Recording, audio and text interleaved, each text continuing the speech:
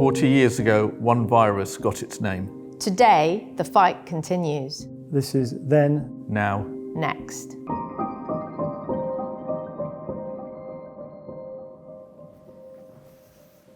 Hello, my name's Richard Harding. I started working in HIV and volunteering in HIV in the early 1990s. And there was lots of misinformation. There was a lack of evidence, particularly around successful treatment. And it was largely gay men affected by HIV. And it was a time of homophobia. There weren't legal rights for gay men.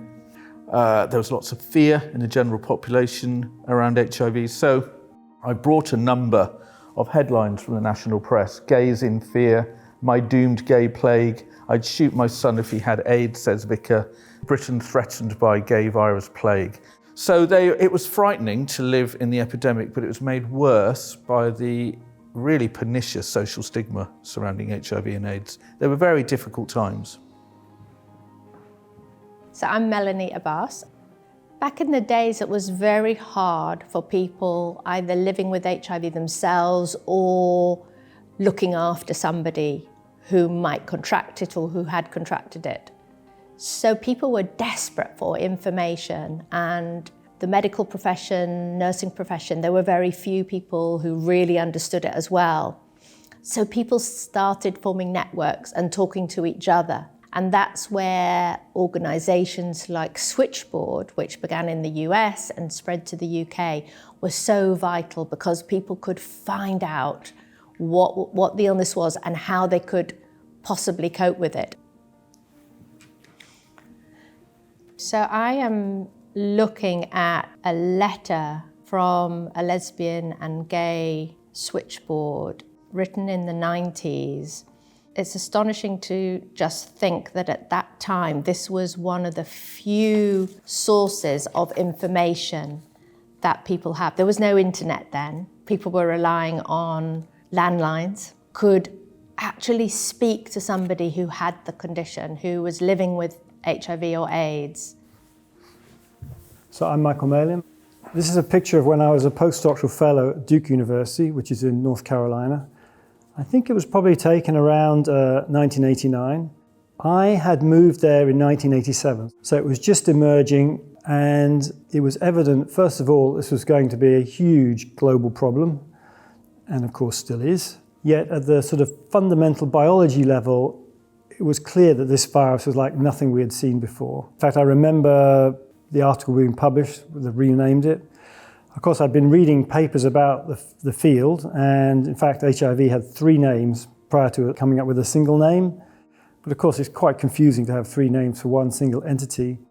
But they came up with a neutral name, which is actually a very good name, because it's precisely what the virus does. And in fact, that's the way it causes disease.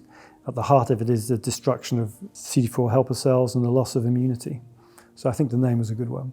I worked as an HIV care manager back in the 90s, and it was quite interesting. You had people dying who didn't know their status. I would go and visit some of my clients in hospitals. They had false names, they had false IDs.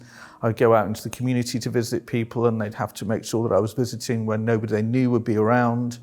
I had to pretend I was somebody else when I went to the house if somebody was there.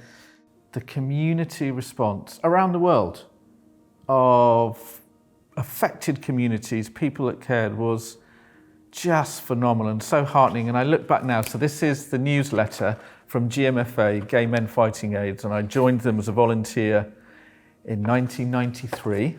And we were entirely community-based. So if you went out into any bar or public area that gay men congregated in, there'd be volunteers there. It was a community across London.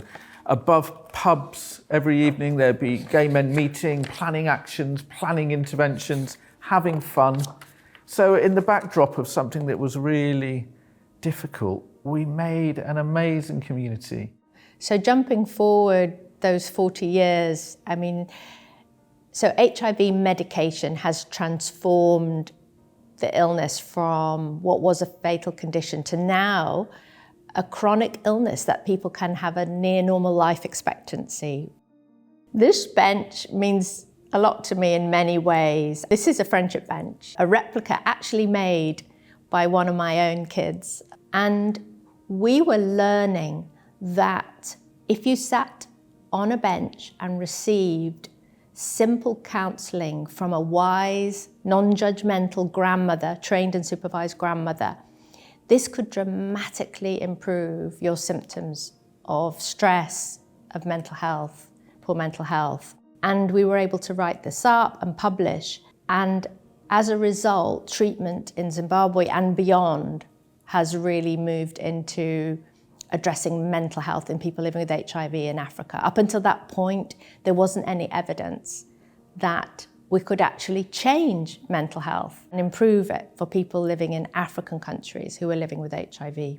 A lot of what we do in research, and I know there's lots of it happening at King's, is the notion of the new public health.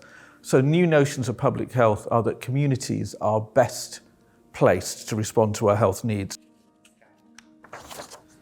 Amazing.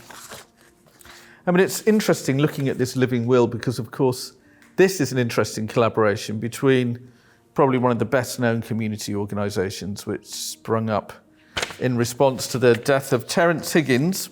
What's very interesting thinking about HIV in the 80s and 90s and thinking about the living will is you had largely gay men, some injecting drug users, people with African heritage who were young, in their 20s, 30s, 40s, having to consider the end of their life, which is really a huge challenge. And you have to remember also, because of the stigma, things like a living will and making choices about what you want is really important, particularly if you had a same-sex couple, had no legal rights, the family would come, take property, make decisions.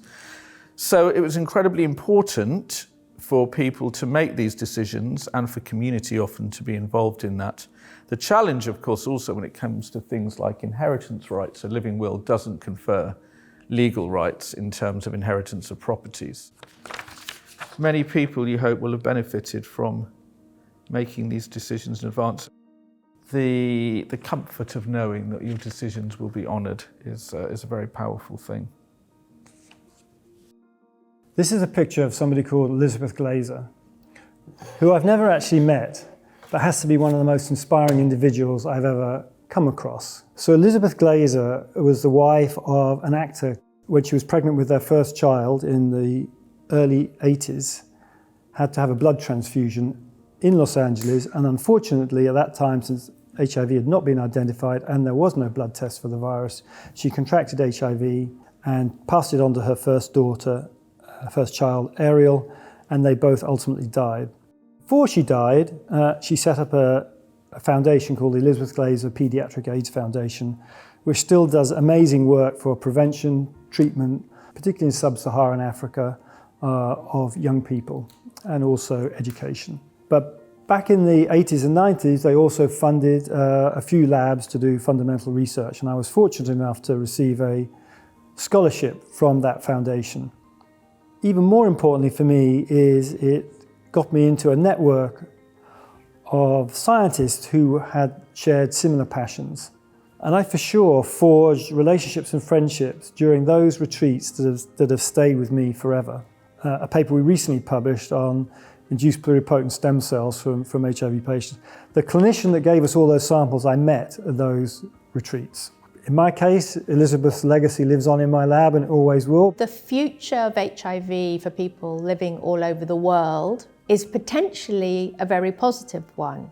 We have so many tools now. We have the medication to help people live a normal life expectancy. We have the ability for them to diagnose, to self-test in the community. We even have medications to prevent transmission.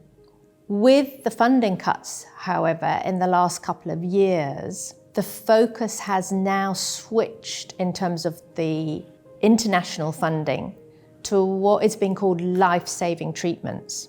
And those have been, unfortunately, quite narrowly defined.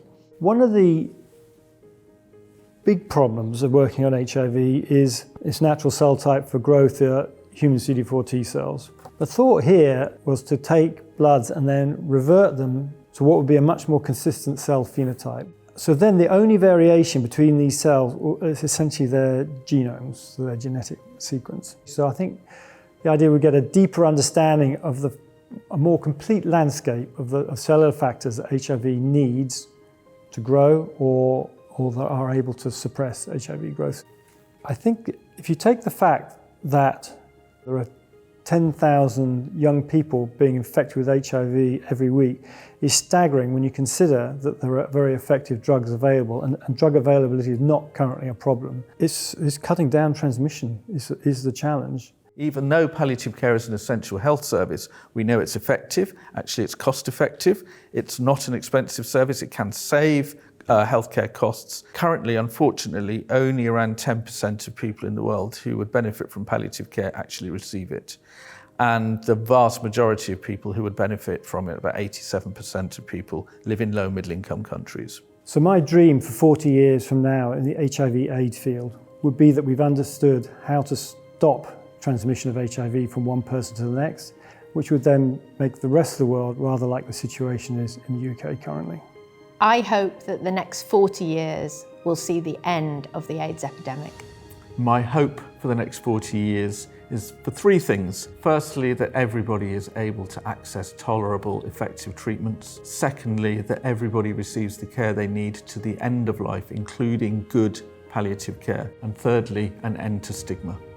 This is then, Now, Next.